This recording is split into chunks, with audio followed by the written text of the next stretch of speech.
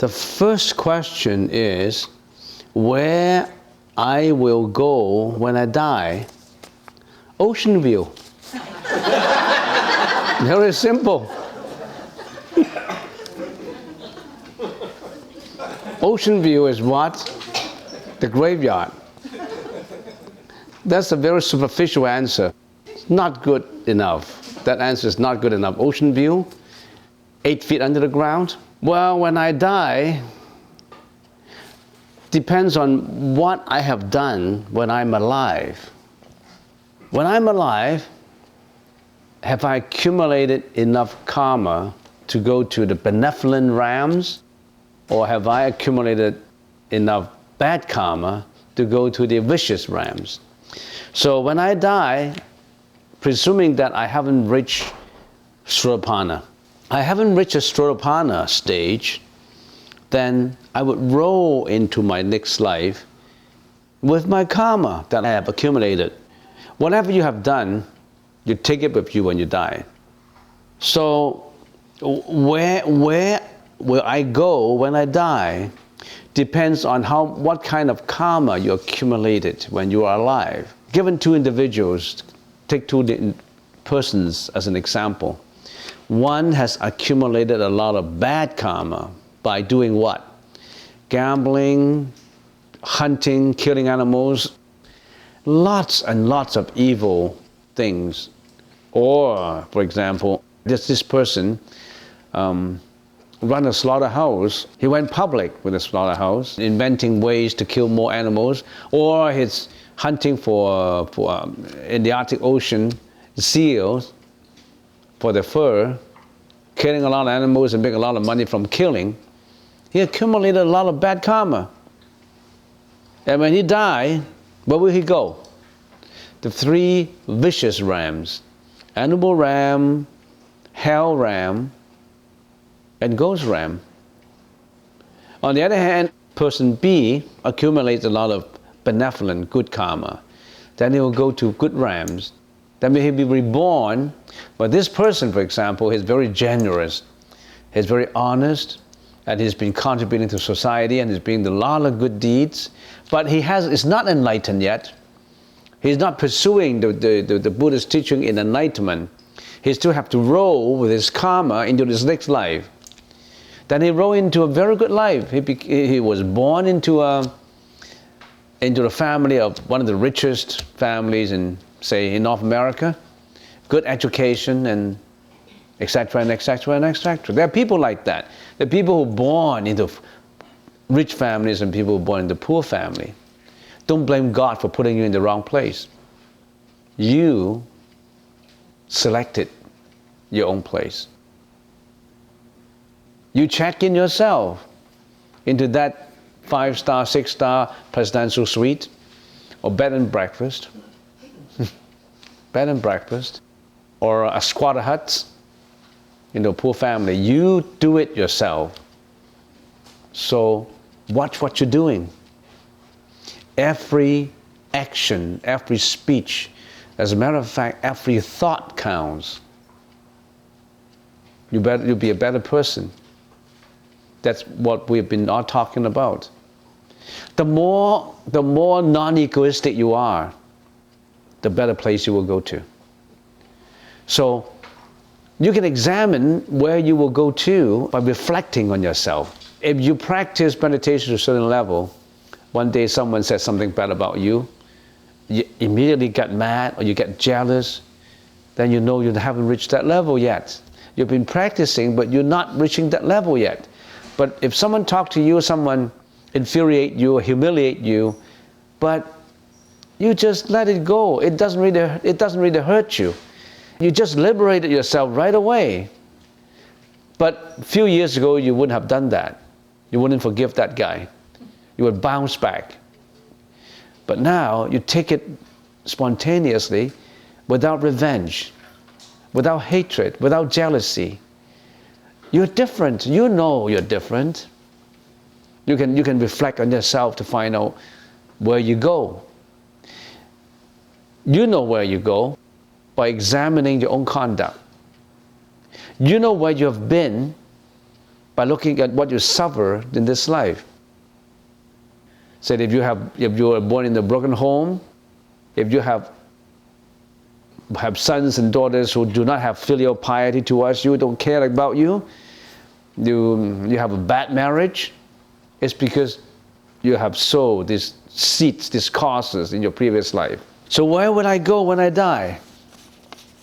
Physically, yes, ocean view. Spiritually, you determine that route. You are your own creator. That's it for this question. Next question. Thinking back to what you said about love, all the suffering that can arise, etc. What about our pets, cats and dogs?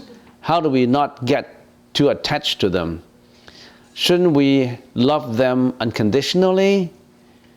Though, how do we have or limit our attachment? Well, let me repeat what love all means. L-O-V-E. I still remember I read a book many years ago. The name of that book is Love is a Many-Splendid Thing by Han Suyin. I don't know. Have you read that book, Han Suyin? Han, H-A-N, Suyin, S-U-Y-I-N. You can Google it. Han Suyin is a Eurasian, mixed blood. She lived in China. She became a very prolific English writer. And she wrote a few books, Han Suyin, Cripple Tree, Love is a Many-Splendid Thing, and Cripple Tree, and all that. And Love is a Many-Splendid Thing is also made into a movie in the 60s. I don't think you have seen. I'm getting older and older. Every time when I talk about these things, nobody knows. So I know I'm getting very old. Usually, many years ago, I said, have you seen this movie? Yes, people have, raised their hands. Now, less and less people. I know that I'm getting older and older. Love is a many-splendid thing. At that time when I was young, I said, oh, love is really good. It's a many-splendid thing. They even have a song sung to it. And you have heard that song. And I want to test my memory. Who are the actor and the actresses of that movie? William Houghton. Yeah, right? William Houghton, and I forgot the female role. Kim Novak, yes. Love is a Many-Splendid Thing. And that was shot in Hong Kong. Yeah, in China. But you can still get that movie from YouTube, I guess, right? Yes. So at that time, but later and later I find out that love is not a many-splendid thing. Love is a many-trouble thing. This morning I heard from my teacher, Jing Fashi.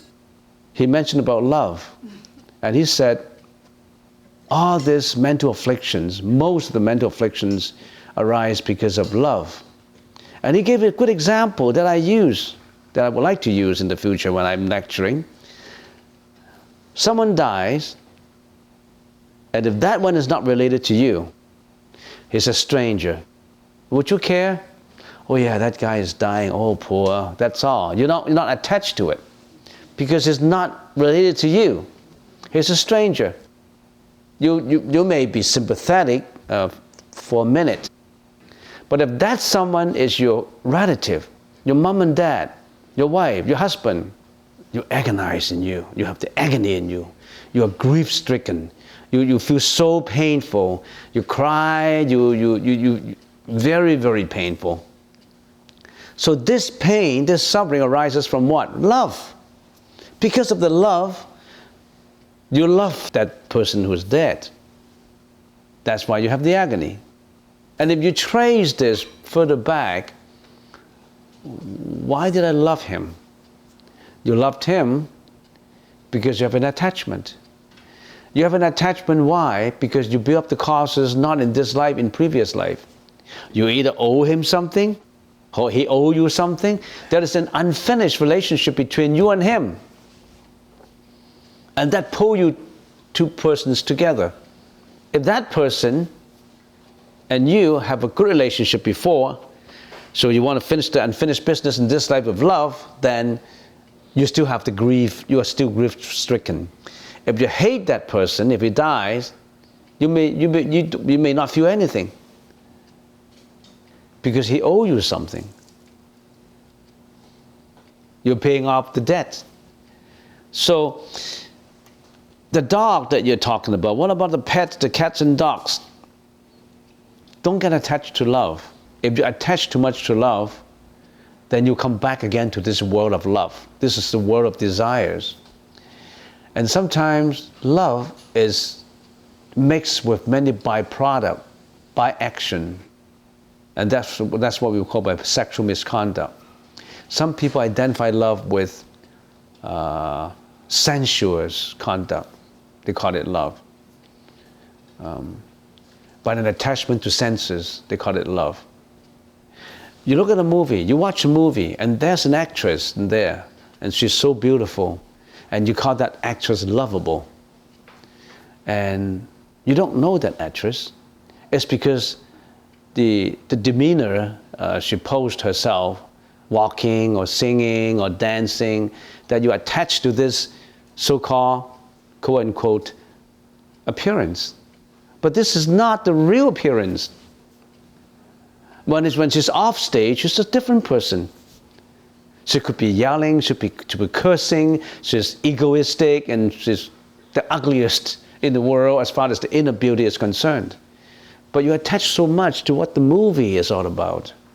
You attach to fictitious images, and you call that love. Is it worth it? And you love your cats and dogs. Maybe you owe that dog, cat and dogs in previous life. You have to look after the cats and dogs. Don't get too attached. You're just paying off your debt. You said you shouldn't we love them unconditionally. If you want to, well, you render compassion to the dogs and cats unconditionally, yes.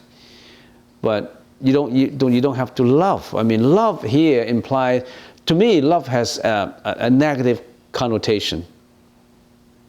If you call love compassion, it's not negative, it's positive. Dear Venerable, how can we love without attachment? How can we love without attachment?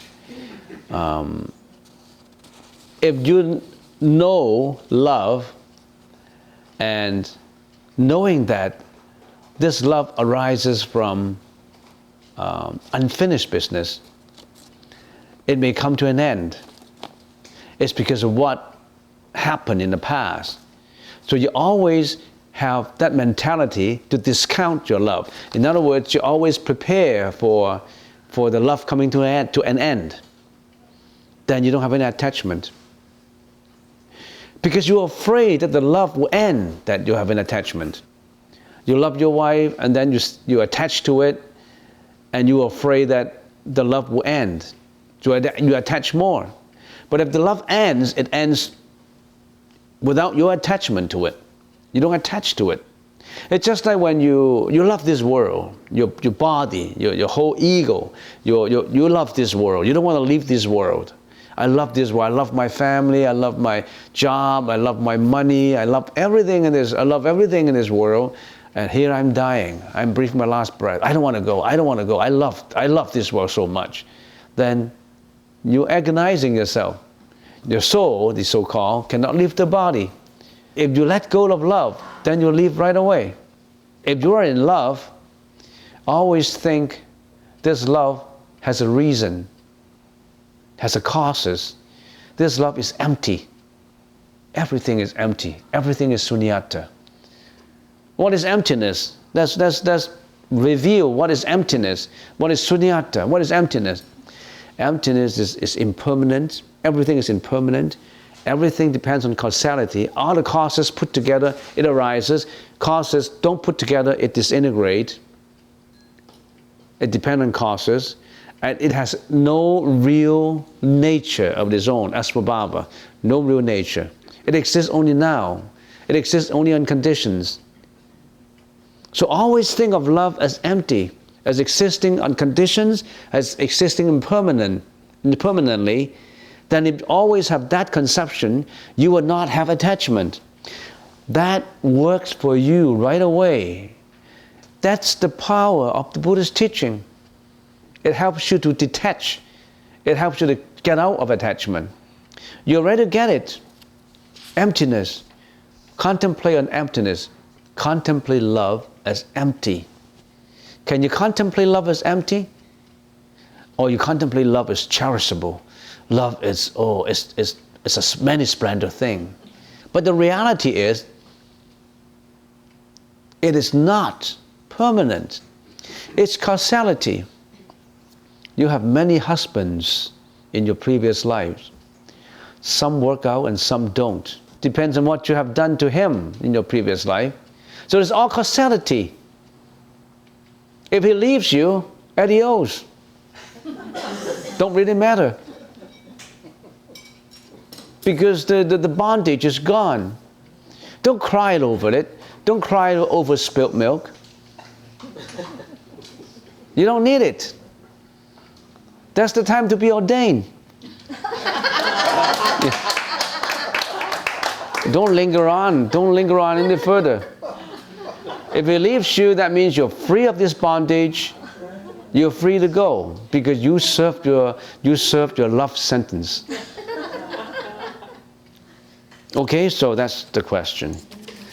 Next, is there any short or long retreat schedule that we can participate?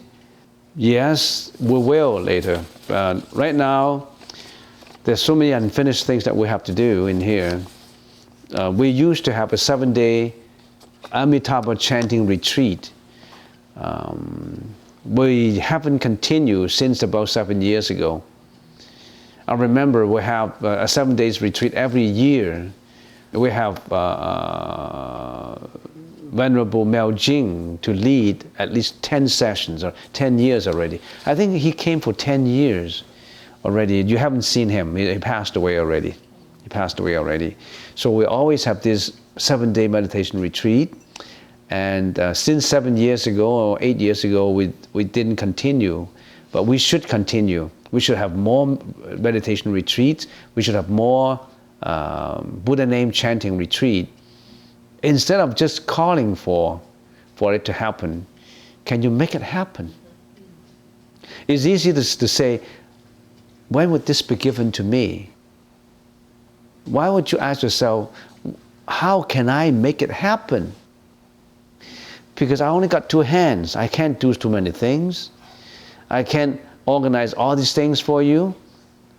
That's why we need volunteers. Now there are volunteers who come and help out. Now, just as a reminder, our construction team is gone already, gone back to China. No more construction team people because we finished 90 most part of our project.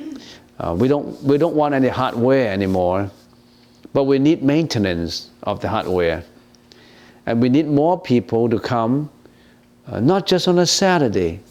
We need people who volunteer to come on weekdays to help out, to work out.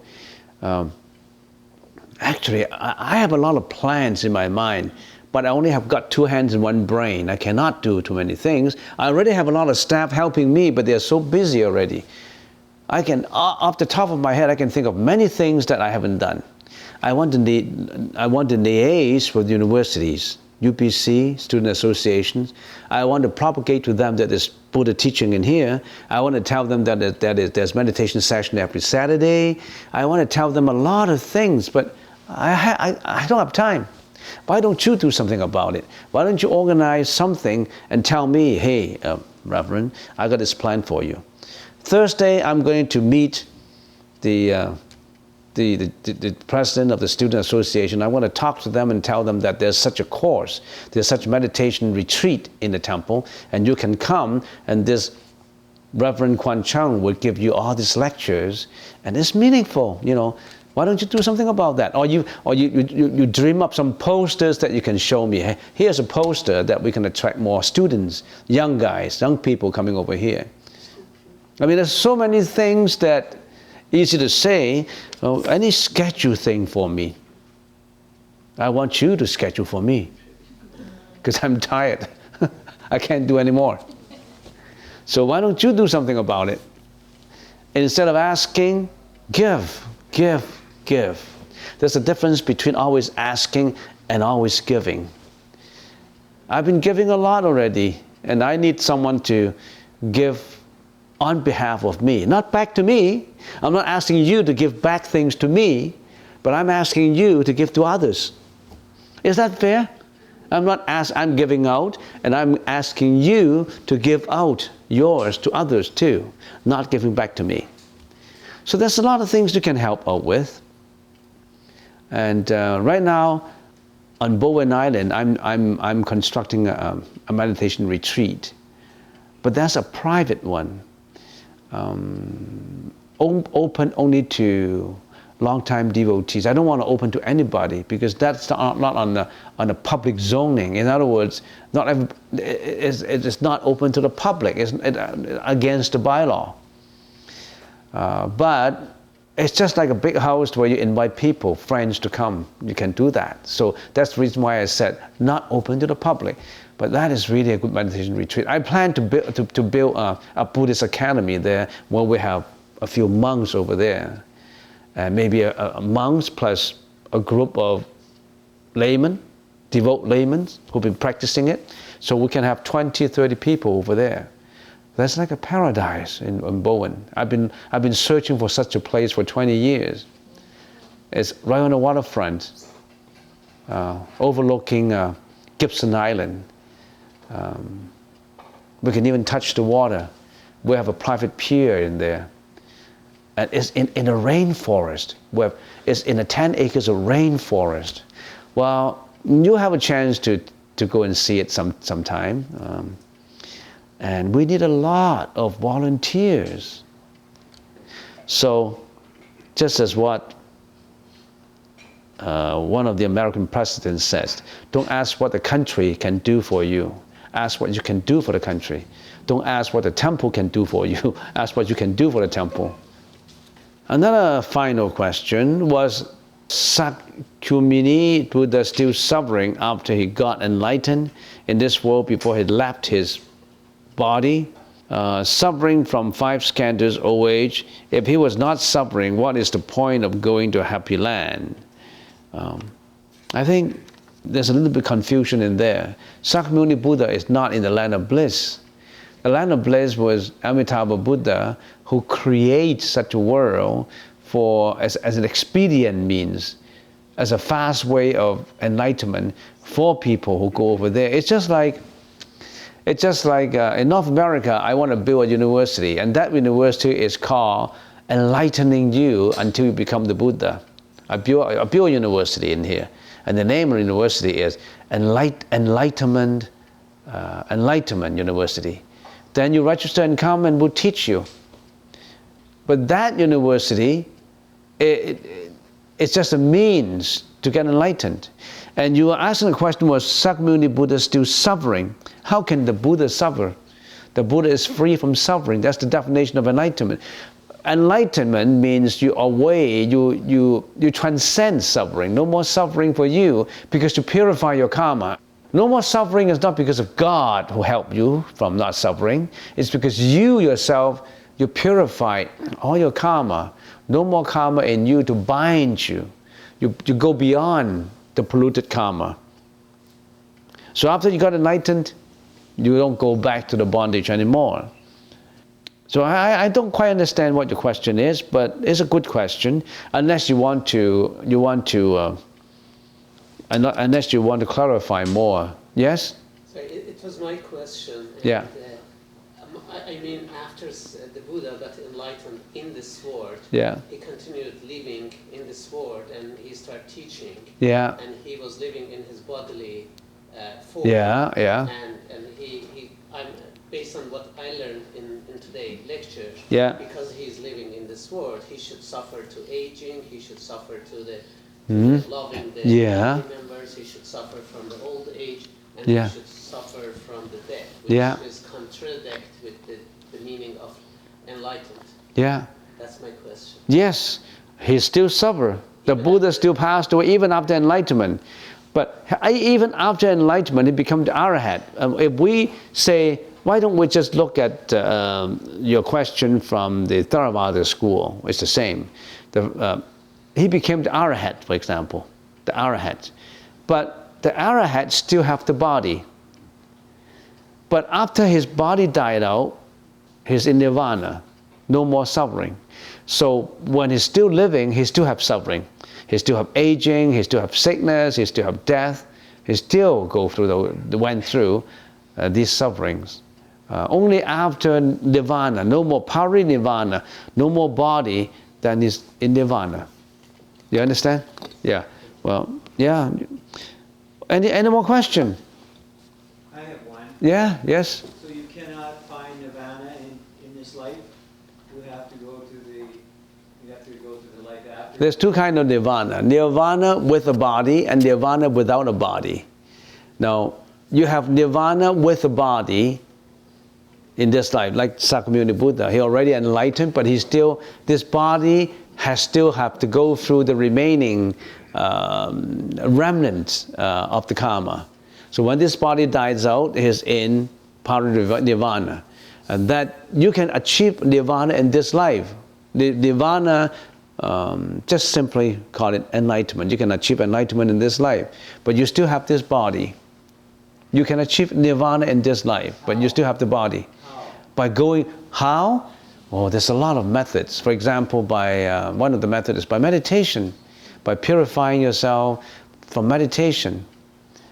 Eliminating your ego, no more mental afflictions, no more jealousy, no more hatred, no more of this polluted karma. There are people like that.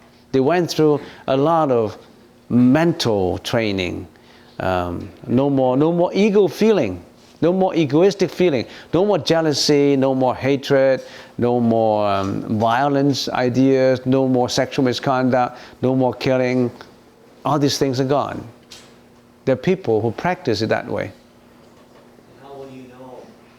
How will I know what? How will you know you've achieved nirvana?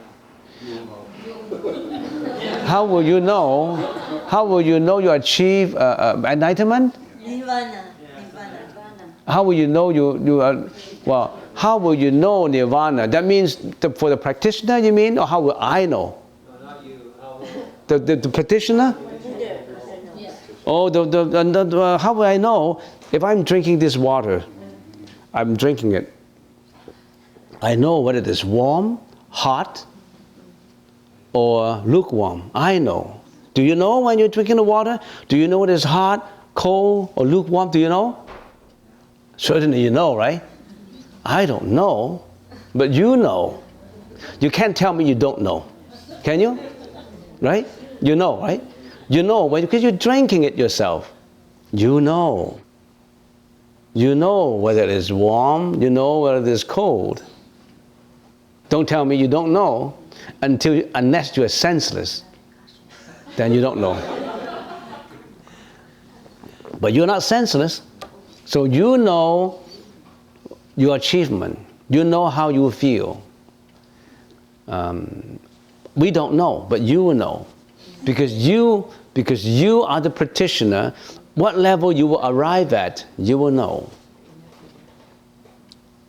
I may not know, but you will know.